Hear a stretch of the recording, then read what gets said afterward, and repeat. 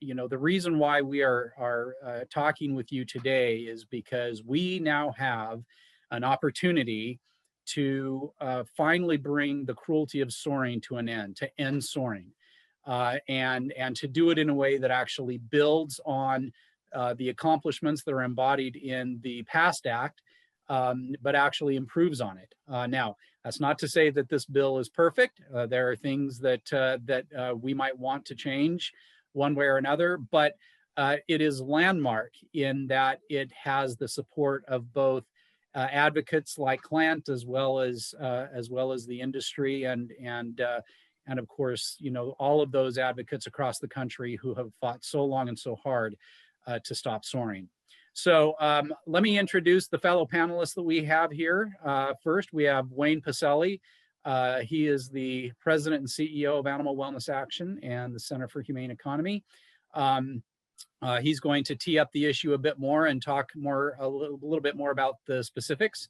Also with us is Clant Say from Mississippi.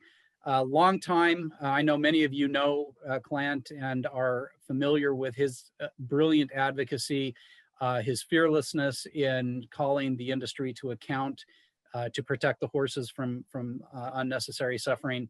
We're going to be hearing from Clant. And then finally, Marty Irby, who is Executive Director of Animal Wellness Action and who has a lifelong association with walking horses and their welfare, and has been a brilliant lobbyist on this topic.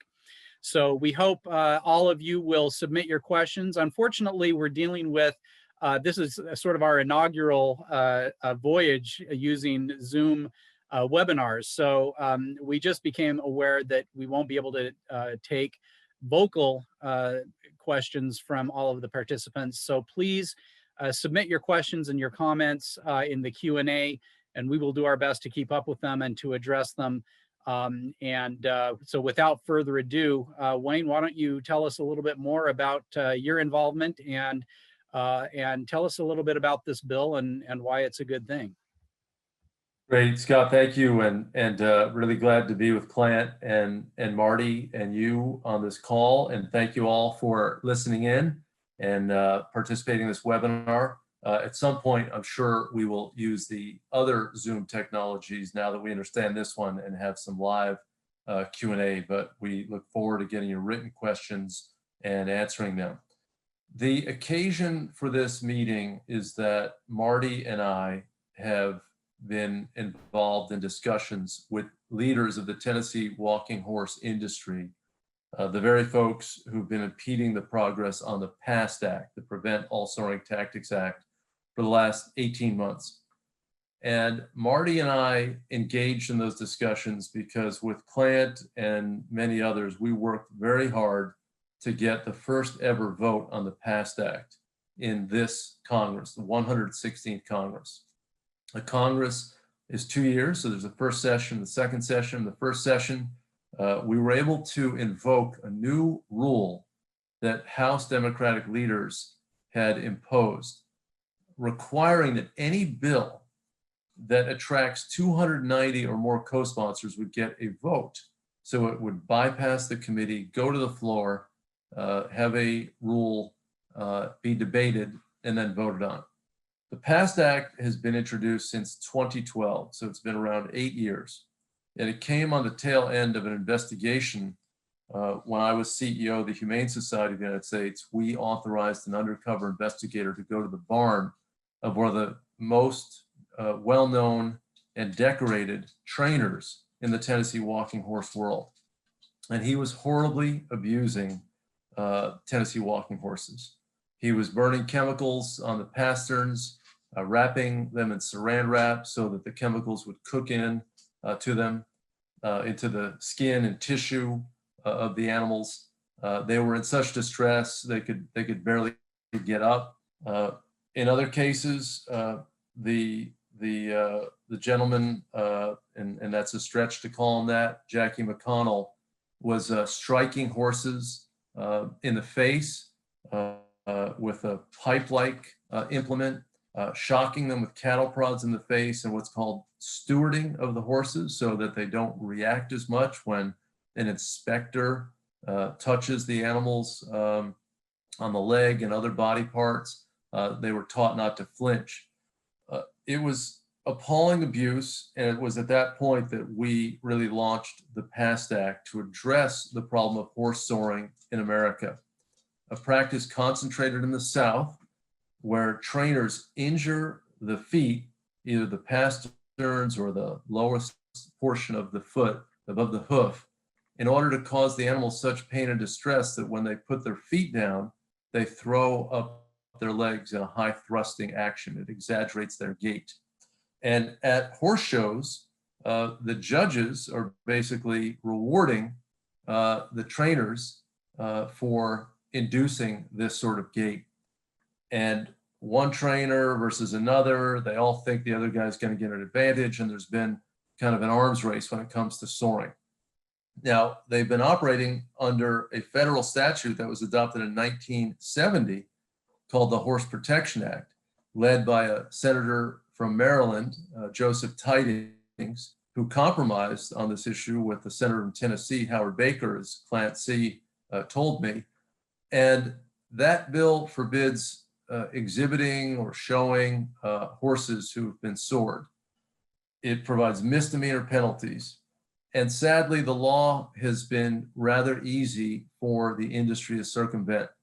USDA has not been very vigorous in enforcing it, but the law has infirmities that have really meant that very vigorous enforcement has been difficult under the best of circumstances. There have been precious few cases where people have been thoroughly prosecuted and had criminal charges against them for soaring behavior in this 50-year period. In this 50-year period, the law has not been strengthened one time.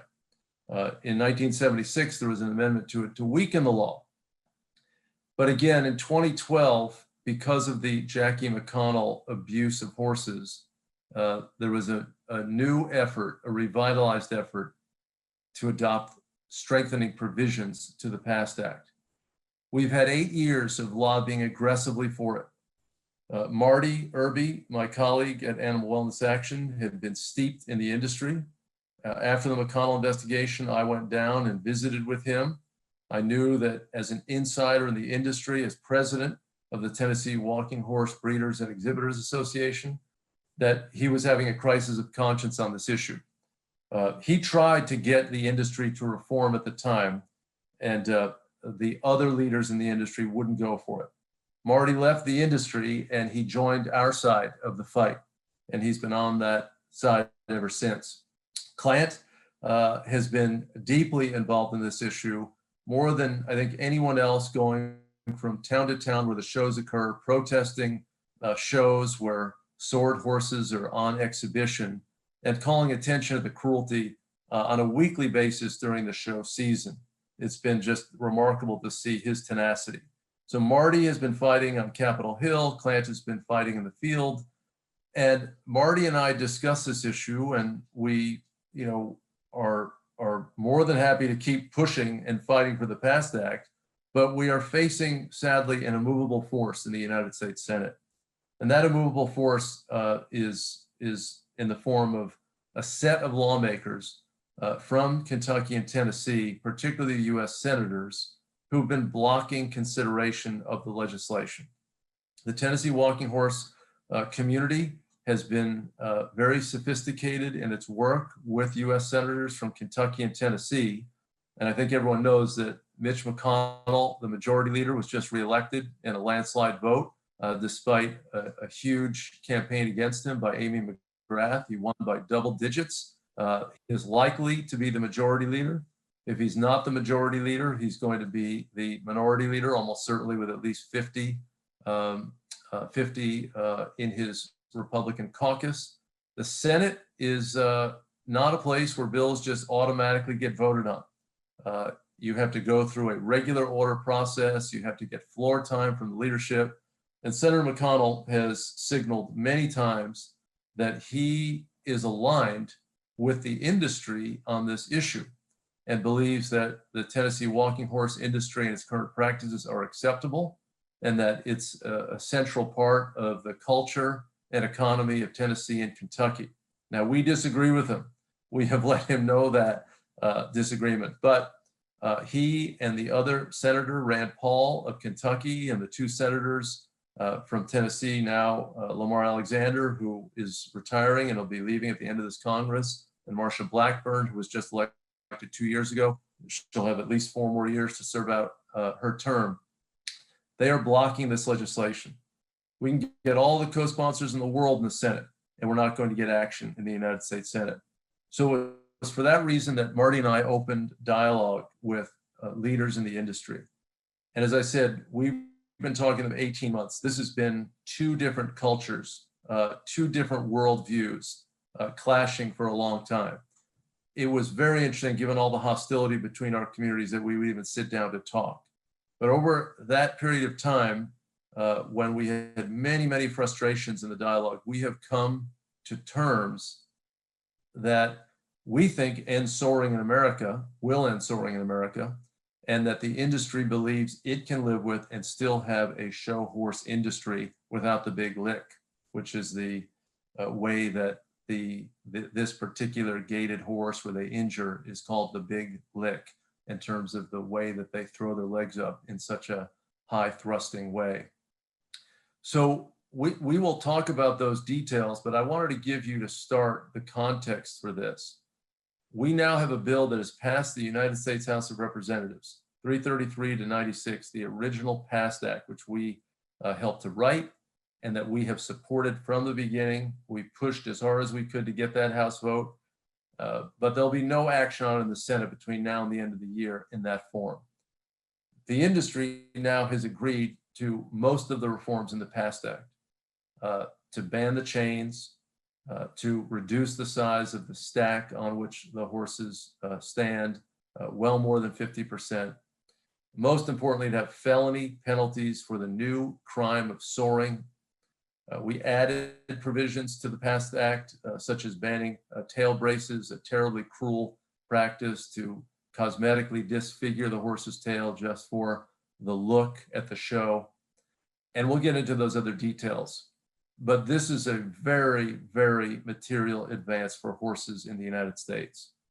With your support and with the support of senators who've been involved in this issue on both sides, we can pass this bill in the Senate between now and the end of the year, have it go over to the House to concur, and have a new law on the books to govern the treatment of Tennessee walking horses. That does not preclude future action on the issue. What it does is it locks in important gains where we've had stasis for 8 years. So I want to now turn, and I'll say a few more words about this, but I want to introduce Clint C., who has been very involved on the ground level with his citizens campaign against the big lick, his We the People campaign. Clint, I want to thank you so much for your work. You've been tireless. You have been courageous. You have kept the horses in the forefront of your mind every day. And that single-minded focus has really been dramatic in terms of its effect. We want to thank you so much. Wayne, you're very kind with those remarks, but I want to make something totally clear, that this picture is going to be, you see that picture? These are your heroes. Now, can you see these ladies? I'm asking if you jump in, if you can say it. But anyway, we can see it. We can see it. I'm just the front guy. I'm the facilitator. I normally don't wear this shirt, but I put it on today for them. So how do I know Wayne Pacelli? I met Wayne Pacelli on the celebration grounds about 8 years ago. He was attending, he had security. They went into the horse show. Wayne had never seen it before. It came time to leave. I said, Wayne, can you go with me a minute? And he trusted me and him, nobody else, no security, no nothing. We went down to the rail of the celebration, and we stood there with the trainer boys and their assistants, and Wayne saw the big lick up front. He got his eyes full. Then they put his picture on the garbage can up at the inspection arena, and I sent it to him. And I left out one thing. When I first met him in this conversation, before we went into the celebration, I found out he had a roommate from Yazoo City, Mississippi. Well, that was a pretty good credentials in my book. A lot of people don't know Haley Barbour, former Republican of the Republican National Party, former chairman. He's from Yazoo City, Mississippi, too. So, as the Chancellor of the University of Mississippi said, we can't read down here, but we sure can write. John Grisham's another graduate of our university, and I wouldn't be surprised, Jeffrey, I'm talking to you, sir, to see John Grisham get involved in this. We got lots of folks involved. This is a nationwide movement. I want to explain something about Follow the Money. I raised about $400,000, more take. Average contribution, $30.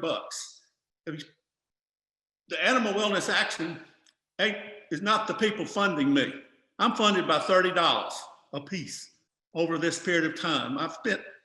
They spent $300,000 on a lawsuit I filed against the sheriff because they wouldn't let us take pictures of the big lick animal cruelty that have been seen 20, 30, 40 million times.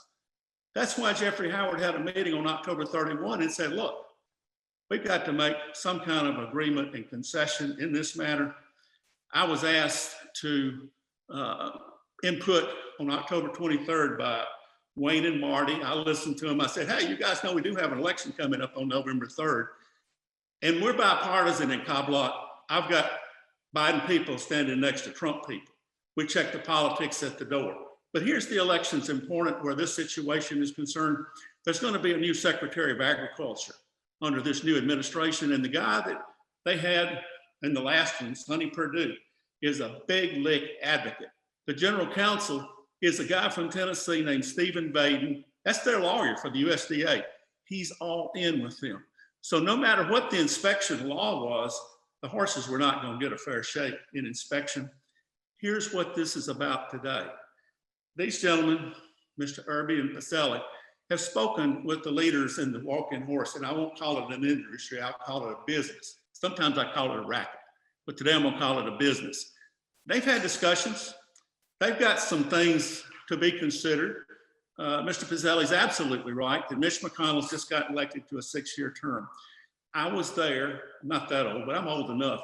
I was there in 1988 at the trainers show in Decatur, Alabama, when the lights got turned off through the action of some advocates and a great lawyer named Russell Gaspar. The next morning I was there when Reese Smith, father of Steve has something to do with Lamar Alexander and Marsha Blackburn being US senators.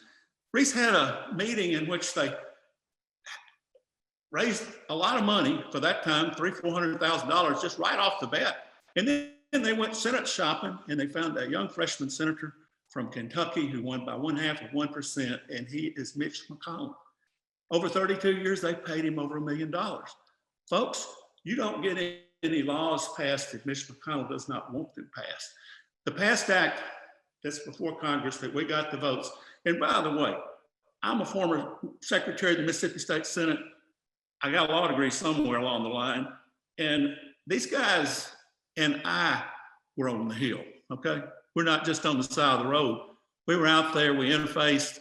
They did a magnificent job. I can't even begin to tell you. But the original PAST Act is written up. The people that drew it up didn't know everything they needed to know. It's a great ideal situation. The world as we know it is not an ideal place. Politics enters into it.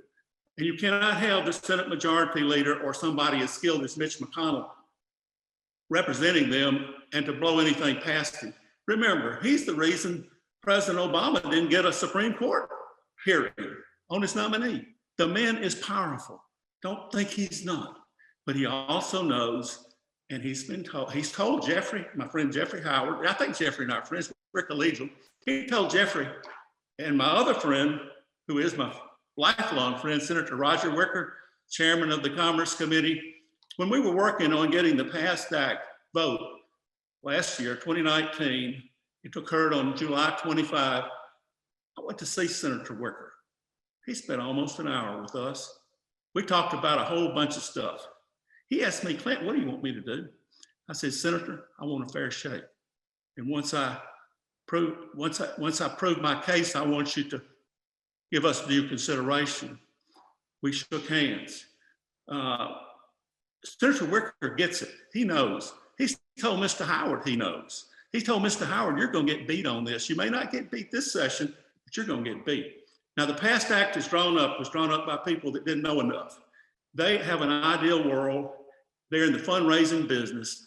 They think that you can have a hoof with one shoe, okay? One keg shoe. That's great, fellas, if you don't have Mitch McConnell standing in your way. He's been elected to a 6-year term.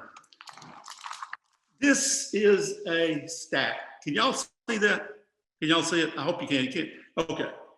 This weighs almost 8 pounds. What's being proposed is what saddlebreds have, more or less. It's about half of this. We're about half. It'll be about half this tall. There won't be any of these chains on, okay? And there'll be a felony penalty if they lead a horse up to inspection. When Rachel Cesar was there under the last administration, she meant business, okay? This Sonny Perdue thing has been nothing but hand in glove. Good old boys, we're partners in the, giving you the relationship between the inspectors and the trainers. Partners. No, folks, that's not it. This new sheriff in town, new ag sec, new law, felony penalties. You can go to jail if you bring a sore horse up. That's not the law, it needs to be. Now I'll say one thing. This 2-year-old showing 2-year-olds is a big problem for the world. The Tennessee walking horse can never be rehabilitated showing 2-year-olds. That won't happen. You'll never get back accepted by anybody. I'm from that part of the world. I know these people personally. I've said publicly, I'll say it now. They are not bad people. They're doing a bad thing. Has to be a paradigm change. I've seen lots of changes in the South in my lifetime. This is on the way to being changed. We're winning, they're losing. I hope we were going to have questions today. Maybe we can the next time. But my interest is what's in the best interest of the Tennessee walking horse. In an ideal world, yeah, it would be maybe never. I mean, I don't know. You can fill in the blank any way you want. But for right now, you have a possibility of maybe getting something that would be a breakthrough. So that's my thought process, and let me give it back to you. Marty? All right, thank you, Clint. No, that was a great summary, and we appreciate all the great work you've done and so many others have. You know, I think it's important for people to understand where we've been. And I think that's something that a lot of people don't realize. I went back and went through congress.gov and looked back to 1970 when the Horse Protection Act was signed into law.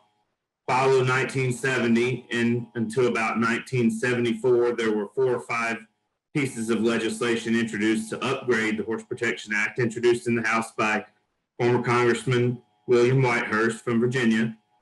And it wasn't until 1976 that the Horse Protection Act was actually amended and a new provision was signed into law. And that provision allowed for the industry to have self-policing, where they have the HIO and the DQP scheme that they have. It's the fox guard and the hen house. It's something that we all want to eliminate. And the Horse Protection Act itself has not been amended for the betterment of the horse since it was first signed into law. Now, there's been many other things that have occurred. 1988, as Clint said, they took the chains down to 6 ounces. They took the shoe down in size. And since the Jackie McConnell video and incident there, we've had about 15 to 20 different bills that have been introduced in the House and Senate.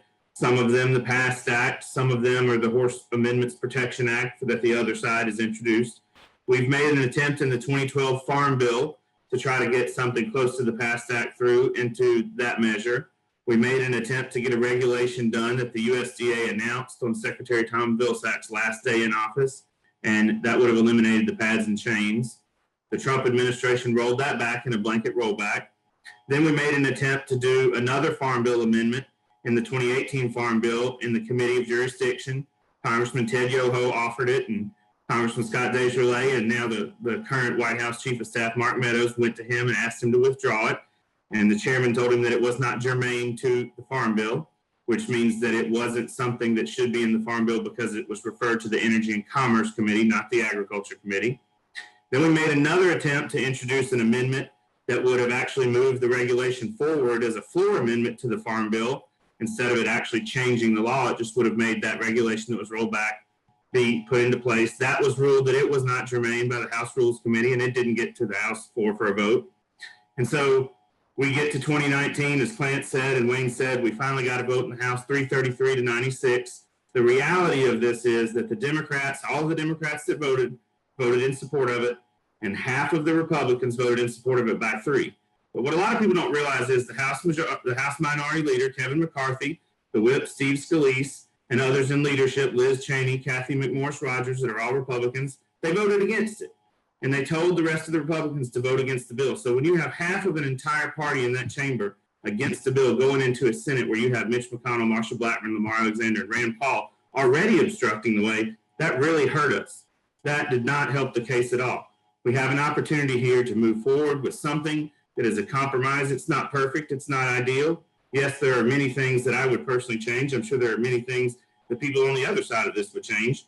We have what we have, and we have a time frame where we can work on this for about the next 2 months to try to get something done before this Congress comes to an end. Lamar Alexander is going to be gone. He is driving this for us in the U.S. Senate.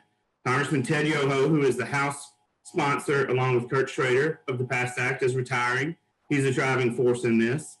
We're going to have a whole new makeup, and we don't know where we'll stand. They're going to get the can kicked down the road. And, you know, even if we pass the bill through the House again, it's basically just an exercise in futility. The regulation, we might get a regulation that would eliminate the pads and chains, but that's not going to increase any penalties to felony penalties. And I personally, after growing up in the walking horse business, having seen, you know, horses' feet that look like pizza with the cheese pulled off, as I've described before, believe that we are never going to stop soaring until someone goes to jail. Jackie McConnell didn't go to jail. And this legislation, along with the PAST Act, would provide felony penalties that would be meaningful and would put these trainers out of business. So what we're trying to do today is to convey to you what we're working on, what we have. It does eliminate the action devices in the chains. It does give a shoe that is 2.5 inches at the heel, 1.5 inches max at the toe, eliminates metal bands. In exchange for them to be able to keep that shoe that must be a removable shoe where you can see the bottom of the horse's foot, they have been willing to give up the tail brace. And I hope most of you understand what the tail brace is, but when Wayne and I have talked to a lot of people, they didn't. And if you take pictures and you look at a tail brace, you can see how gruesome it is, where they basically cut the muscles in the horse's tailbone where they can fold the tail in half over a U-shaped metal stand. And then they tie it down as tight as they can with the shoestring, where a horse is thinking about that pain as well. When a horse has that occur to him, the horse does what they call lightens up and becomes a little more pacey. And then the trainer goes back and they soar him even more to counterbalance with what that tail brace does. So that's something that, for whatever reason, was a huge, huge oversight, in my opinion, in the PAST Act, because it is tied into the soaring process. So we're hoping that we can get something done. We want feedback from everyone. We want to include everyone. We want to be able to answer the questions, and we'll have that opportunity here momentarily with your written questions. And now that we know that we weren't able to have people where they could speak, we will make another attempt to do that, where we have something where everyone can actually talk as well. So I think that's my piece. I hope that you all will be with us and supportive, and, you know, don't be in the balcony throwing rocks at something. Jump in and try to become part of the solution with all of us working together. Okay, thank you very much, Marty. And let's turn now to some of the questions that have been asked. And I'll just leave it to the panelists, my fellow panelists, to talk about. One, this question is from an anonymous attendee. Why are taxpayer funds being used for the organization and to train and pay for inspectors? The big lick inspection process should be paid for by the perpetrators, the trainers and owners, not the taxpayer. So, Marty, is that something you want to jump on, or? Yeah, I'd like to start, and then Marty, feel free. You know, these are animal cruelty laws. We don't have the animal fighters, the dog fighters and the cock fighters pay for enforcement. We have programs to bring perpetrators of animal cruelty to justice. The industry, if it is paying for it, I think is going to have an argument to control this process to a degree. That was the whole problem with the inspection program, that 95% of the shows have people from the industry who are doing the inspections.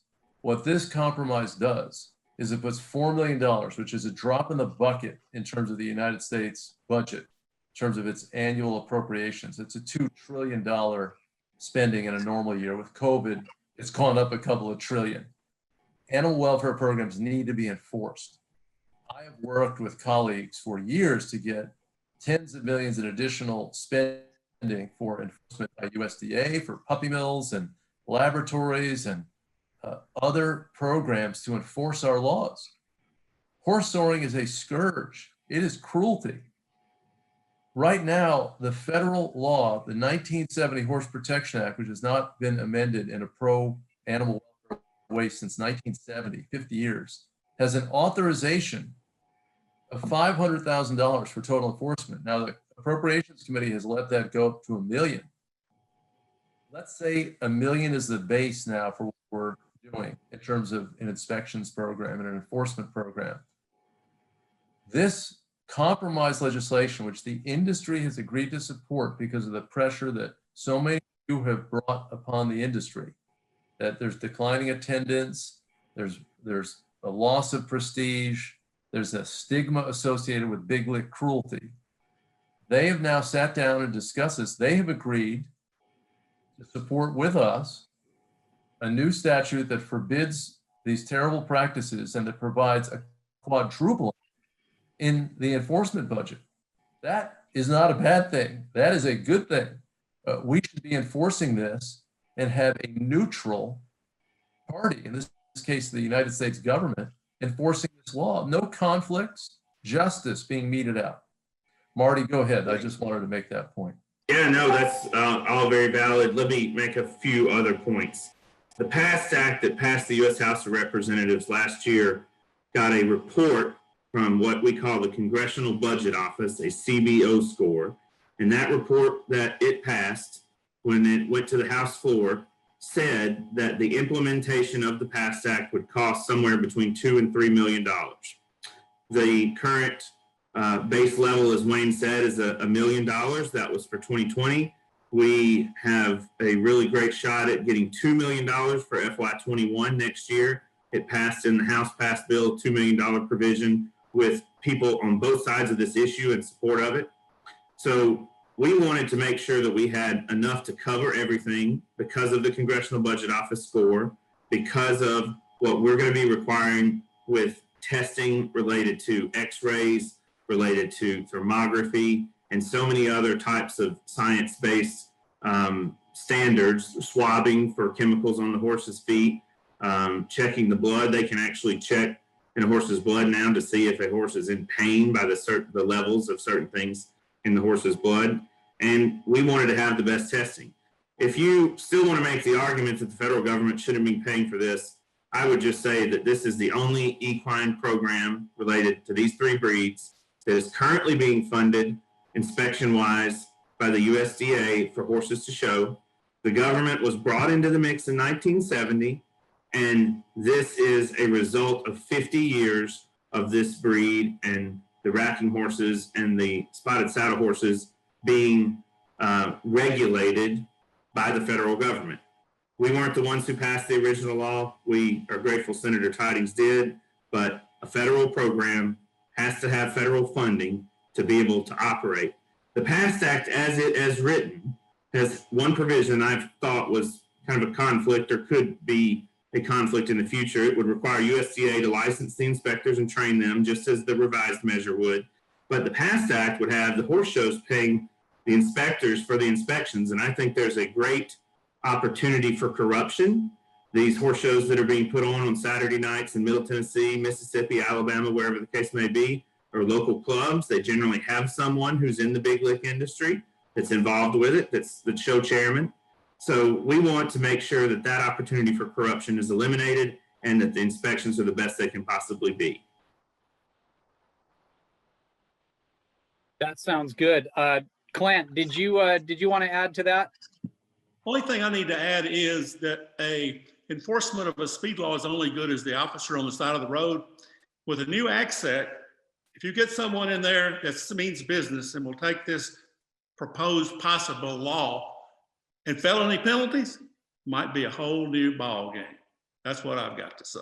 That's something anybody listening to this needs to really think about what I just said. Because a lot of these trainers are going on suspension right now, but they went on suspension because of a violation that took place in 2016. It took a long time to ever get justice. Under the Purdue ACSEC, they let them change the dates of when they were going to start. But you got a lot of, but it took so long. This won't take that long. This is real. This is big boy jail. Okay. That's it. That's me. That's what I have to say. All right. Well, thank you, Clint. And actually, you might be the best one to answer this next question.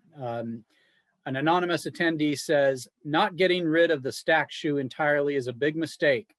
An all-metal shoe can still be very heavy if it is 2 or more inches thick. And the stack enables hiding many materials and also allows injuries to the sole to be hidden.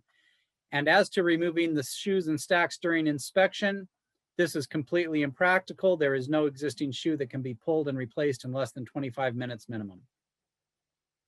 Boy, you asked me several whoppers of questions. Let's deal with removing the shoe at inspection. If this shoe is proposed cannot be removed at inspection without having to get a farrier up there and start pulling nails and all that, you don't have anything. But what the law is going to require, and Mr. Pacelli can address rulemaking, but yeah, you're going to have to get to the bottom of the foot because there's a lot of pressure shoeing and it primarily comes from the racking horse world. The racking horses used to not have chains. The only way they could get that horse to do the big lick was to cruelly pressure the bottom, the sole of the horse's hoof, okay? That's the most god-awful inhumanity I can possibly describe to you. That's got to be taken care of. You have nothing if you can't get to the bottom of the horse's foot. What was the other component of your question, please? I'm sorry, I didn't hear you. Composition of the shoe itself. Yeah. Okay. Saying basically that the not getting rid of the stack shoe entirely is a big mistake because it's still very heavy and enables hiding many materials. I'm a member of the American Horse Council. I'm a sponsor of the American Horse Council. The Big Lick Tennessee Walking Horse Breed, TWEBA, Tennessee Walking Horse Breeders and Exhibitors Association, cannot be a member of that association. If TWEBA ever wants to be able to be accepted back into the equine world, that stack has to be what we're talking about. If it's 2.5 inches, and let me show you this, pardon the noise, I'm sorry. If it's 1.5 inches, 3 inches, okay? If it's, and this is 5 inches. If it's 1.5 and 2.5, imagine 1/2 the size. Okay, this dude weighs 7.58 pounds. All right, you're looking at something that weighs 3 or 4 pounds. The American Saddlebred, which is a member of the American Horse Council, a member in extremely good standing, has a package that size. I call it a package because walking horse people know what I'm talking about. If you get a 3 to 4 pound package, okay, that can be removed at inspection, you've got a whole new ball game. Now, the purists, they don't want anything but a shoe on a hoof. Folks, you got Mitch McConnell in the way. And you want to wait 2, 4, 6 years? Seriously? Got to do something. Got to do it now if it's available, in my opinion. But it has to be the right deal. Has to be the right deal. Got to hold water. Now, what was the other component? There were 3 of them, I think. Oh, I think you've answered it, Clint, and maybe this is a good opportunity. What you just said. I've got one thing now. This thing here is a metal band. Mr. Irby is really honed in on the metal band. He knows what that metal band's about. It goes across the hoof. They tighten it down. They can hurt a horse by tightening it down, but the other purpose, it holds this god-awful contraption on the hoof. You take that away, that's going to make it where they can't have a big, heavy package on the horse's hoof. That's what I'm trying to say. And that's a lot better than this thing right here. Yeah, and just to be clear, and Clint, you're absolutely right. This compromise bill, at our insistence, bans the metal strap. Marty, do you want to just amplify that a little bit, since you Yeah, that was one thing. The removable shoe, the removal of any type of metal band, the composition of the shoe being made only of plastic, leather, aluminum, steel, or rubber. All of those things were what we talked about when we were going through these hours of conversations. Wayne can tell you I insisted on multiple occasions of all these different things because, my father was a horse trainer. I think some other members of my family think they're a horse trainer, and I've seen every trick in the book that you can think of, so I know what they're thinking on how to sore these horses in a different way. If we're okay, Scott, I wanted to bring up a question. Carl Bledsoe, a former big lick trainer who lives in Georgia, now a sound flat shot horseman that works and tries to promote natural principles of horsemanship, had, and that is one that a provision in the proposed legislation would remove the scar rule. Is there anything that would require the horse's feet to be clipped, the hair to be shaved? They do that in other breeds to be able to see more what might be going on with the horse's pastern. I'm going to read you what the actual legislation that we're proposing says. It does eliminate the scar rule. It replaces it with a provision that says visual inspection of forelimbs and shoes of the horse for purposes of detecting any heat, pain, swelling, or redness. Those are the type of things that you're looking for when a horse has been sored chemically on the pastern. That is why you would want to address a scar. The scar rule itself has not been utilized to put people on a meaningful suspension. It hasn't done well holding up in court, and it is subjective. I think everyone recognizes there's a level of subjective nature to some tests and objectivity to others. And I don't know if we were able to get this to work, but I tried to, Lane, if we were able to get Donna Benefield on, she may want to mention that as well. Did we get Donna? It may not have worked. She's been asked to unmute. Donna, if you can hear us, if you try the *6 to unmute. Can you hear me? May it work. Yes. Hello? Yes, Yeah, Marty, will you, before Donna speaks, do you want to give a little background on Donna? Yeah. Donna Benefield has been a tireless advocate to end soring for 40 years or more. She's been on national television on multiple occasions. She's testified before Congress in support of the PAST Act with me in front of USDA at many hearings, and she has inspected more big lick and flat shot horses than anyone I know, and run several HIOs where those inspections were done over the years. So Donna, the question was about the scar rule and removing the scar rule and the language that we were replacing it with, and I'd love for you to elaborate on that or any inspection thoughts you might have. Well, the way the scar rule was designed, in order to be fair to the exhibitor or owner or trainer, it had to be bilateral, meaning there had to be scars on both front feet.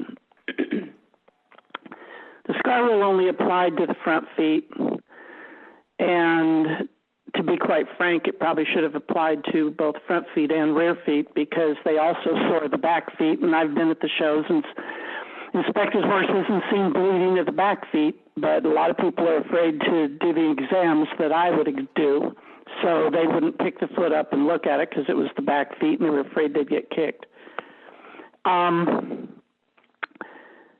There was always the debate about whether or not it was a rope burn and not from soring, etc.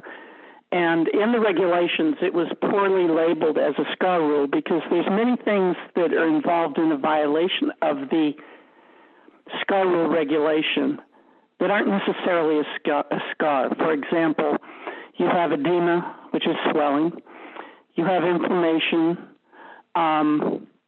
There's several things that can be involved, so they needed to either change the name of the scar rule or get rid of it and incorporate many of those things under a different category. The scar rule regulation subjects a horse to some very serious, painful treatments. The most common being the salicylic acid treatment, where they wrap the pastern in salicylic acid and plastic and leave it wrapped for 1 to 2 days. I've seen horses laying in their stalls, literally just crying and moaning and shaking. I even know of one horse that actually died from it. But they will do these things to get rid of those scars so that they become compliant. It doesn't necessarily eliminate the scar entirely, but it'll take the tissue down enough so that the insult to that tissue is no longer recognizable visually or through digital palpation. If they can get one leg down enough, then the horse is good to go. Even if the other leg is just totally trashed and you can't ever return it to normal, because it has to be bilateral. But this scar situation really subjects all the horses that are being sored to so much horrendous pain. Now, they have discovered that they can take the horses in for laser treatment and get some of these scars returned to somewhat of a natural, normal-looking foot or pastern. But the problem is, for many of the trainers, is that once they hung a chain on that pastern that was operated on, that scar comes back rather quickly. So the success of laser treatments is only successful for a period of time. Now, if you eliminate the chain or an action device, that helps to eliminate the scars, because the chain in combination with the insult to the tissue is what builds the scars up and starts tearing the tissue apart and creating the visible or digitally palpated scars that become a violation. But because of all these things that are going on with the scar rule, and because of the different techniques used to identify violations, they've gone to the bottom of the foot under the pads, which takes us back to that original discussion we had a number of minutes ago. And I agree with having to take the pad and shoe off and how long it's going to take to replace it. They got really upset when they put in the saddle rule where you had to come to inspection with no saddle and then they had to put their saddle back on. Well, I can take a saddle off and put a saddle on in no time flat. You're not going to get that same kind of time element if you have to remove a shoe and put the shoe back on. And then we had this discussion in all the hundreds of USDA meetings I had in Washington with the USDA over the 40 years. They always were concerned about who's going to pay for the shoer that you have to hire to take the shoe off. So I think if you can wrap up your comments and then let's go to another person with some questions. But that would be about it. It's just that this whole thing just tends to go full circle. One thing leads to another area of the foot. Appreciate those insights. We've got Christina Gray, who is now online. Christina, can you hear us? Yes, I can. Can you all hear me? We can hear you. Thank you. Thank you so much. I can't think of a better way to spend a Sunday afternoon. I'm elated to be here. I'm a lifelong horsewoman. My husband's family has been here in Middle Tennessee for over 200 years. My family first came here over 200 years and moved around the world with serving the U.S. Army. I am a Tennessean. As I sit here, I look out at my barn where Janzai Glimmer lived for a while after he was rescued. Those god-awful, horrendous, stinking stacks came off his feet in my barn while my other horses stood nearby and watched. I've been active protesting Tennessee big lick cruelty for more years than I can remember. I've protested from the White House to Tennessee State Capitol, Tennessee State Fair, small towns throughout Tennessee. I'm glad we're here at this juncture in time. I do know from my friends around the world whom I've come to know with CABLAC, and we speak different languages. We have different principles on many things. One thing we all agree on, especially my friends here in Tennessee, we cross the aisle, we shake hands. We believe in the vision of Americans who support a shared vision of the goodness that is America. When we gather in Cadillac, we honor the heritage that we have as Americans. One of the things that is essential to us as Americans is taking care of the weakest among us. That includes our animals. We've fought long and hard, and we have managed to bring this to the finish line here, y'all. And I'm so proud of this. When I protested at Shelbyville, we have seen that attendance just plummet. And I can think of all the women, mostly women and men, we stood and sweated in the hot Tennessee sun. Some of us would like, please, to have a little clarification, just so we can all know why y'all have brought us here to the table now so that we can listen to the conversations at the table.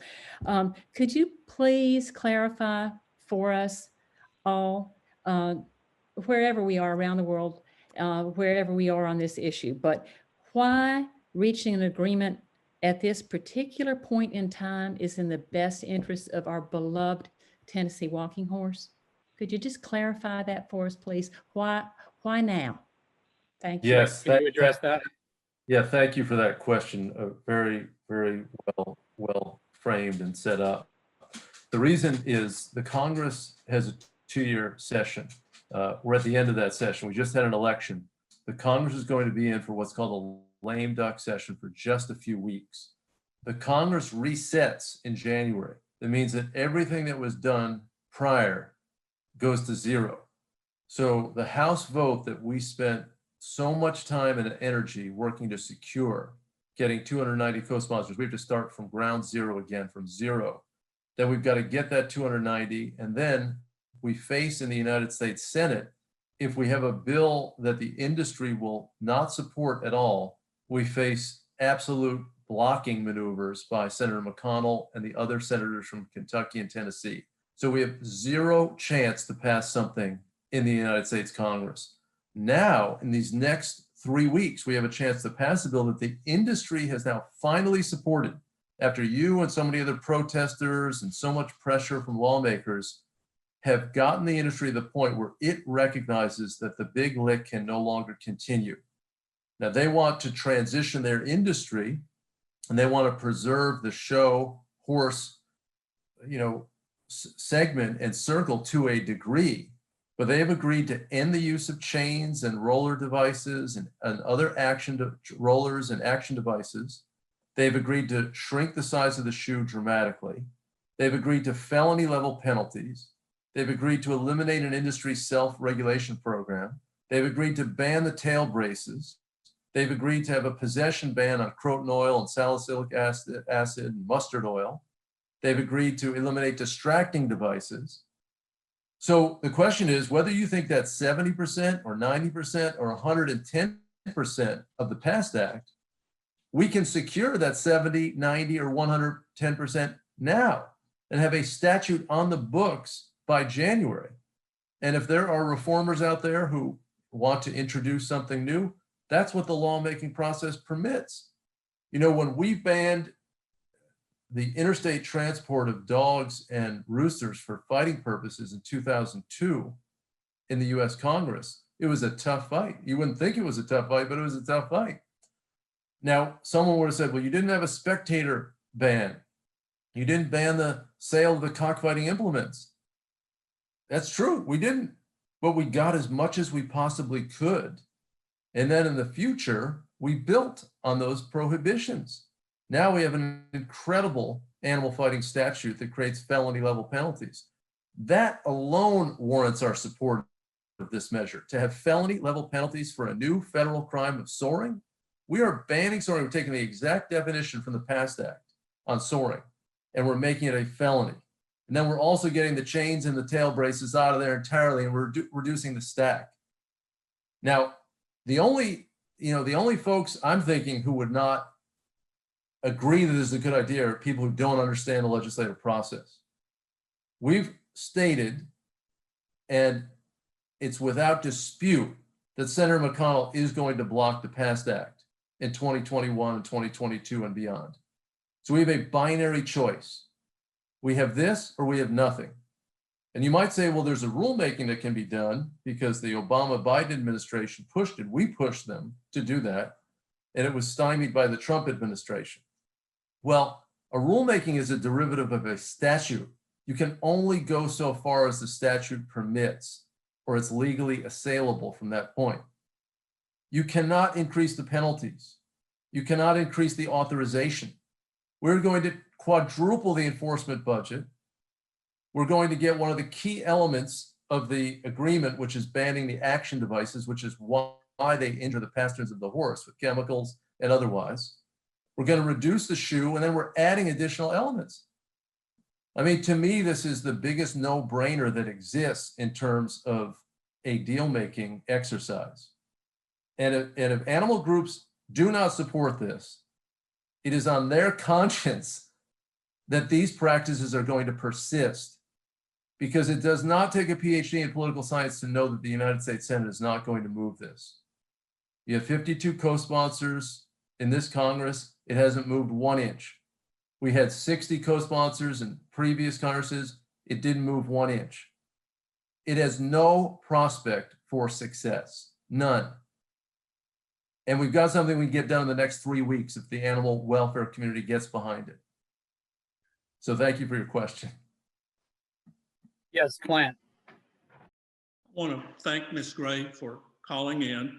She speaks for so many of the ladies who stood in the 90-degree heat. She asked a great question. I'm interested in what's in the best interest of the Tennessee walking horse. Jim Dice Glimmer is about the most important living creature in my life. I don't have a pet, but Glimmer has been, he's just a great, that's the Papa Charcoal of today, Scott. Joe Tydings passed the Horse Protection Act by taking the senators out in the parking lot and letting them see an abused horse named Papa Charcoal. They went back in and they passed it along with Howard Baker's support. Glimmer is 2020 Papa Charcoal. Glimmer has been seen millions of times. He tells the complete story of the animal cruelty. Ms. Gray took care of him for 3 weeks for us. And the Channel 4 came down and did the thing, which has seen the program on his life, 500,000 views. So she has made the case, and Mr. Pacelli uses those expensive words, I'm glad, but he knows what he's talking about. And he drove nails with what he said. What he said is you either do this deal or you don't get a deal, and then you butt your head against the wall. I don't want to butt my head against the wall. I want to wrap these folks up. Yeah, I want to see no 2-year-olds being shown. That's one issue. I want to see, and Ms. Benefield touched upon it, if the shoe can't be removed when the horse comes up to inspection, we don't have anything. So when she's talking about the SCAR rule, we got to have that shoe where it can be removed. In fact, ideally, the horse trainer will bring that package up in one hand with the horse barefoot, essentially. So that's the key thing. But Ms. Gray, thank you for chiming in. Thank you for contributing. Thank you so much. Okay, we're getting a number of questions that all revolve around the applicability of this legislation to the various breeds. And so why don't we address that, because that's going to answer a number of people that are basically asking the same question, like what breeds does it apply to? What breeds doesn't it apply to? Gentlemen, can you address those questions? Yeah, I can go first. You know, in all of the discussions that we've had with these folks in the industry and their lawyers, we have been very clear that the application of this legislation or the PAST Act to only walking, Tennessee walking, capital R racking, capital S spotted saddle horses, 3 breeds. When the USDA put forth a regulation a few years ago, they included some language that said Tennessee walking, racking, and other related breeds. And those are probably the 3 dirtiest words I think I've ever gotten phone calls about, because all of these other breeds said, we don't soar horses, we have nothing to do with soaring, this, that, and the other. We were very clear with the people we've been talking to. The proposed revisions to the past act says walking, Tennessee walking, capital R racking, capital S spotted saddle horses. There is no intent to apply this related to the tail brace, the action devices, the shoes, or anything other to all of these breeds.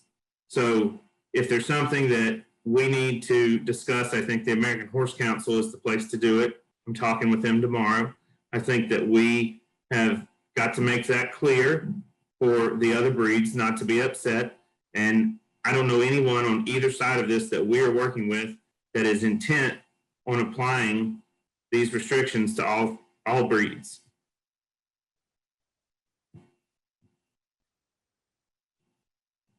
Clint, do you want to add anything to that? The issue of the breeds? Just what Marty said. I think he nailed it. Fair enough. Okay, here's a question from Stephanie Emhoff. What do you think the strongest item is in the new proposed bill? The change that will have the biggest impact to improve the treatment of these horses? Marty, do you want to start with that one? I'd say two things, really. The elimination of the action device, chains, rollers, or anything that slides around the horse's foot. It says that specifically. They're not going to soar a pastern. If something's not hitting the pastern, it doesn't work. They may attempt to pressure shoe a horse, yes, but you are not going to get anything out of a horse that hasn't had a pastern sored if he doesn't have an action device on it. I think the second most important thing is the felony penalties, because as I said earlier, I don't believe we're going to stop soaring until someone goes to jail.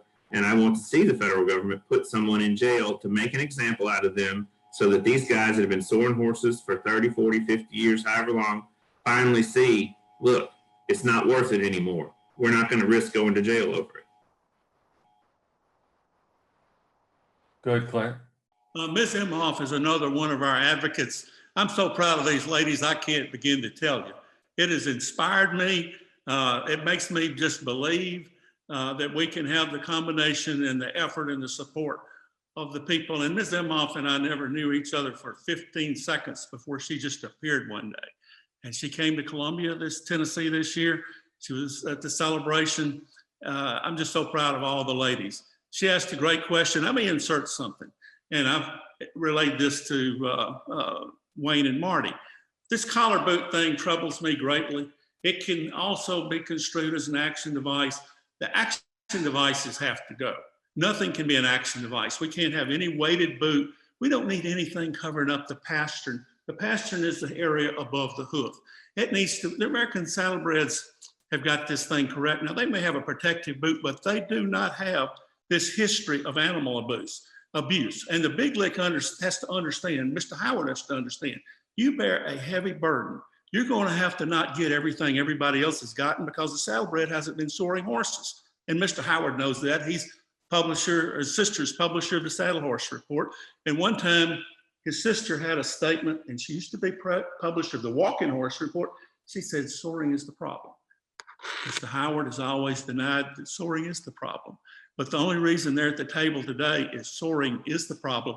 And to have a bill that means anything, you cannot have anything that could be construed as soaring. And if the trainers don't like that, they need to find something else to do. That's it. I just want to say again, you can look to the animal fighting issue in terms of provisions that are important in this. There were no prosecutions from 1976 into the early 2000s for animal fighting because the federal penalty was a misdemeanor. United States attorneys who have a brimming docket are not going to take cases that are misdemeanor cases. We knew, and we were told by prosecutors, that you need to make animal fighting a federal felony for cases to be advanced by United States attorneys. So I think the felony alone would warrant our action on this provision, tied in with the idea of making soaring itself a federal crime.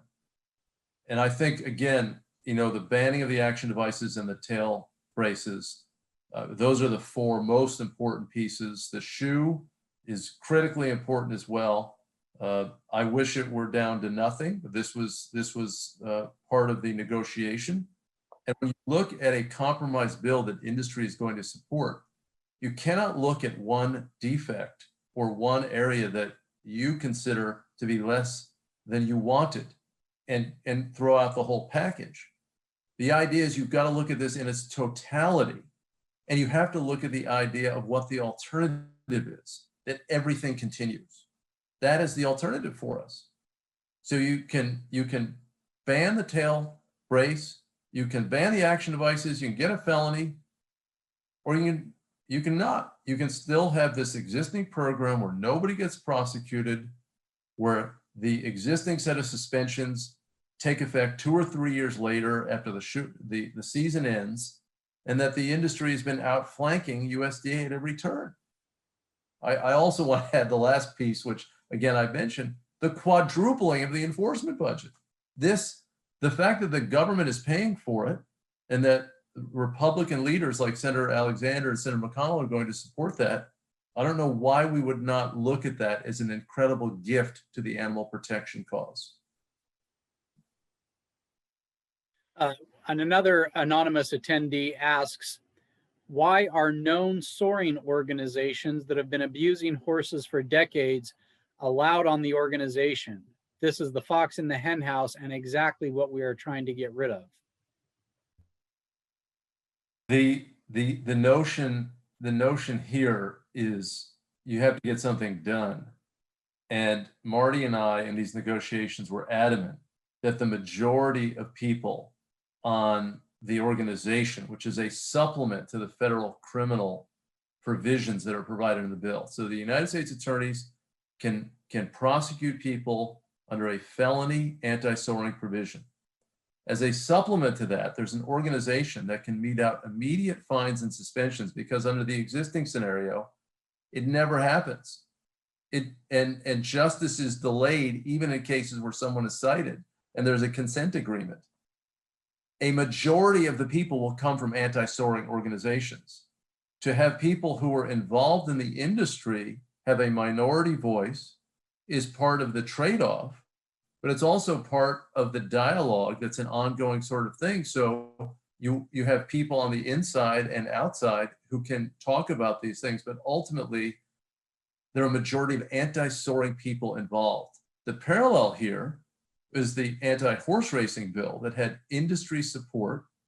Industry agreed with animal welfare groups finally, after 7 years of battle on that, when there was zero action to stop doping of horses, and our racetracks have been turning into crash sites.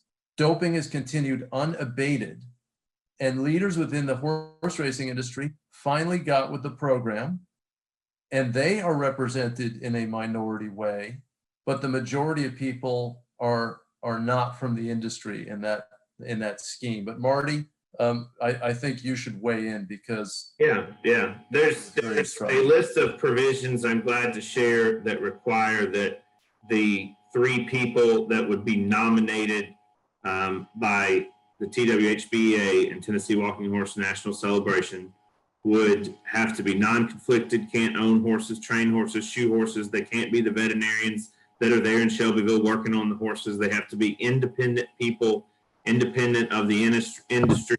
I'll be glad to share that with anyone who would like to see what those exact provisions are. The board itself is comprised of, the way it sits now, 2 from the American Association of Equine Practitioners. I don't know if they're going to ultimately want to participate or not. 2 from the United States Equestrian Federation. I don't know if they're going to ultimately want to participate or not.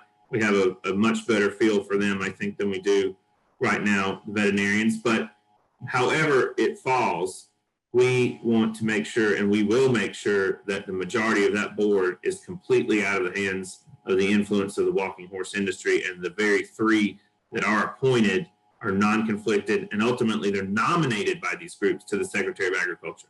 The Secretary of Agriculture can say, no, I'm not going to have these people send me another list. It's only a nomination. The confirmation has to be done by the Secretary. Go ahead, Clint. Mr. Pacelli addressed the issue of prosecution. That seems to be a continuing theme. Let me bring it home to you. See this horse here? This is Glimmer.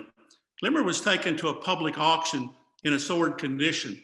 Okay, he was rescued by the Horse Plus Humane Society of Hohenwald, Tennessee. We had the horse vet inspected the next day. We had a USDA inspector come. verify his condition. We made the case. There was an investigation. We wanted to see an indictment by the U.S. Attorney in Nashville of this horse. It took place at Cookville. That's the Middle District of Tennessee. We had assurances that was going to go forward. Then all of a sudden, there was a new Attorney General, and all of a sudden, the assurances we had went poof. Justice was never sought or obtained by Jen Zeiss Glimmer to have a prosecution of what they did to that horse. It was a travesty. That's why what Mr. Pacelli is saying is important. That's also why, with all due respect, if we have a new Attorney General, one, and they have a lot to do with the U.S. attorneys, folks, we got a chance. Let's take advantage of it. Let's get justice for horses like Glimmer, who didn't get justice. That's what I think Mr. Pacelli is saying. We want justice for the horses at the inspection. We want justice for them whenever this Horse Protection Act is violated. Thank you. Okay, so we're at 2:15. We don't have a whole lot of time left, but one very important question that has been asked is, what can individuals do now? What action can they take to support this legislation? Wayne, do you want to take that question? Sure. Well, I think the most important thing to do is if you represent an organization, let us know that you support the concept here. As an individual, I think writing to the sponsors of the legislation, and we'll put this information on the Animal Wellness Action Facebook page. But the sponsors of this are Senator Mike Crapo of Idaho in the Senate, and with Mark Warner of Virginia. They're the two leaders.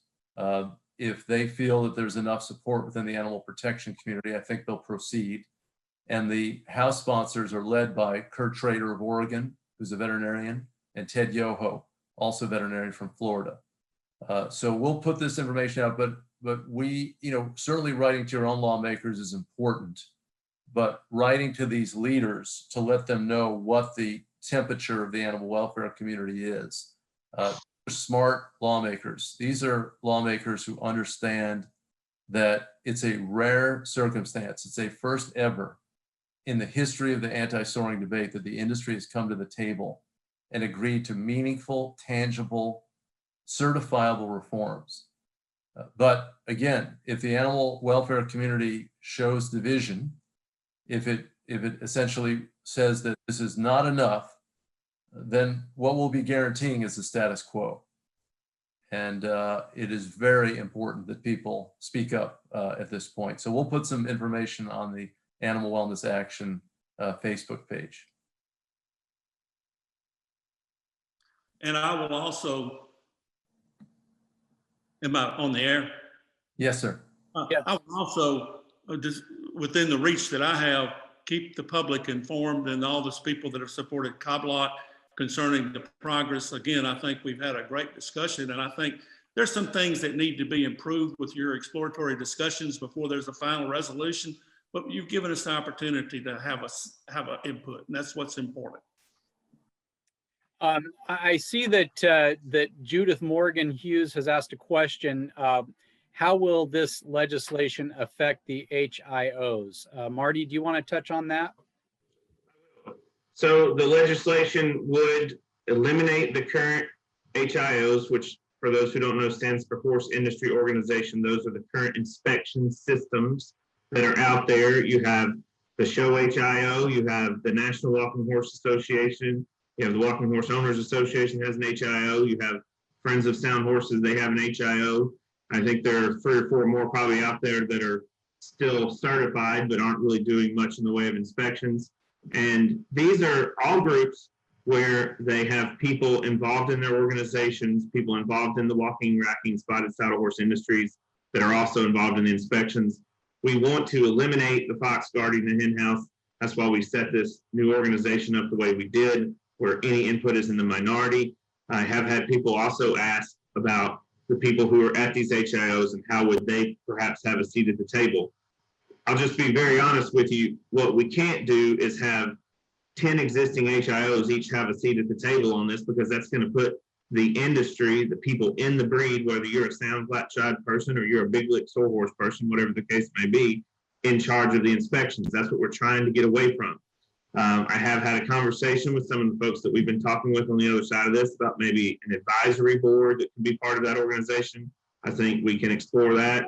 I think there are several other ways where people can have a voice, but we can't let the majority of the people who are now inspecting the horses be the ones in control of issuing penalties and the inspection of the horses. That's just, you know, pretty much where we are today, and we've got to get away from that.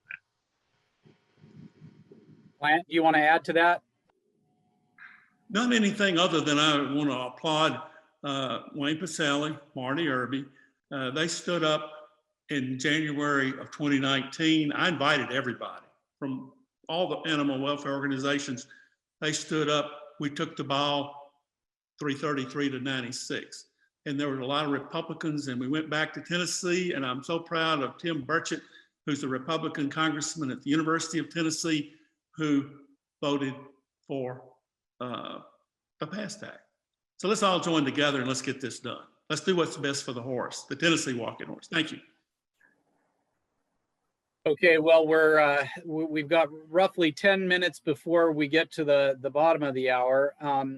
Wayne, do you want to make some concluding remarks? And then I think, you know, there are a number of questions that didn't get answered. A lot of people asked some really good questions and raised some really good points.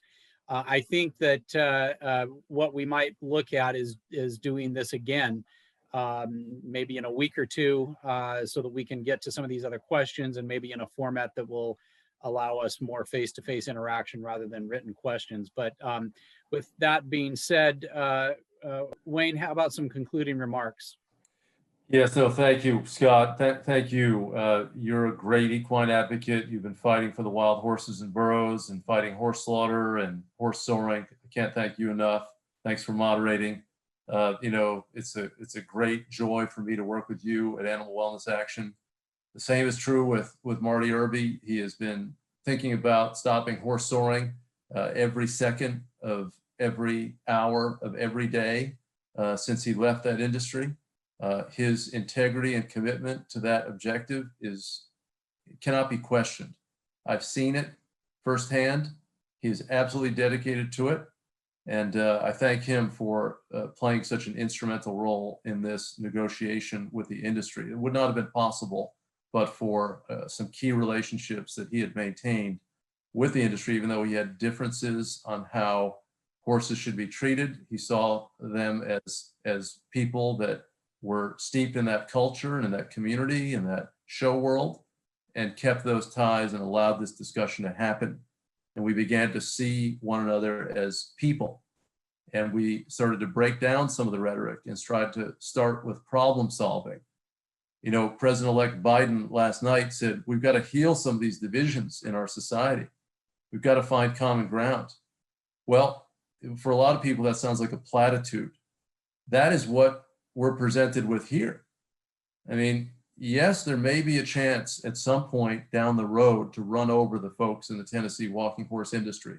God knows I've been trying for the last 8 years. But to get an agreement from the industry that eliminates some of the worst, most horrific practices and establishes a penalty provision that is so meaningful and funding for enforcement, you know, to me, again, I find it just really difficult to stomach the idea of letting this die on the vine when we have a chance. When at the end of this Congress, we're going to have to reset again, and we know what's going to happen. The definition of insanity is doing the same thing over and over again and expecting a different result. We've been doing this for 8 years, full on, at war. To continue to do this and think we're going to get a different result is just naive. You know, when I think about horse protection policy in the United States, I think about the big issues. Think about horse slaughter for human consumption. Think about wild horses and burros. I think about doping of race horses, and I think about horse soaring. Those are the 4 things that I've been thinking about and working on for many years now. We have made progress on the farm animal welfare front. We've made progress against animal fighting. We've made very little progress on the horse issues. The 1971 Wild Horse and Free Rolling Borough Act has not been amended in an animal welfare friendly way since 1971, since the original statute. And we're having record roundups of horses and burros from our public lands. Something needs to change. We need to do something different. We've been fighting on horse slaughter for 25 years.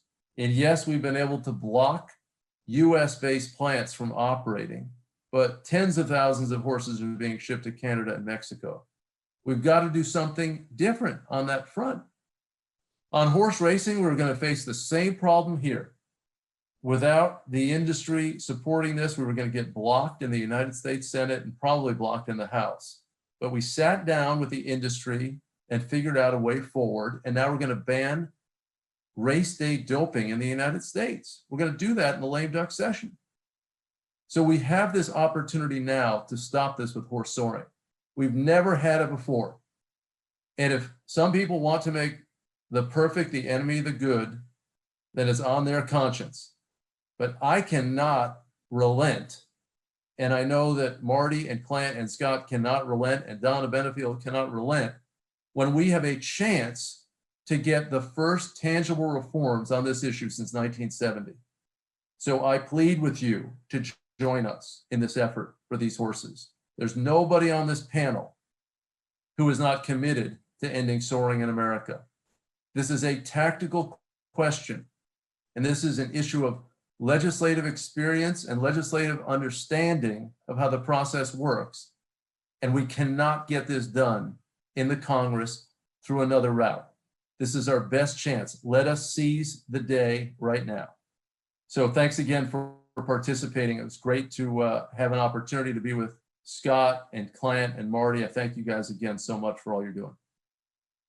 Thank you, Wayne. And everyone, please pay attention and stay in the loop because, again, we would like to get to more questions and have an even deeper dialogue. So we will do our best to put together another event like this, one that allows more face-to-face interaction. But in the meantime, thank you all very much for joining. Thanks for being part of this conversation. And we look forward to talking to you again soon. Hey, Scott, I just wanted to add, for those who did not get their questions answered, you're welcome to email them to me, Marty, M-A-R-T-Y, at animalwellnessaction.org. I'll share them with the others here on the panel, Marty, M-A-R-T-Y, at animalwellnessaction.org. We want to answer everyone's questions, and we'll be back to talk with you again. Thank you all. Marty.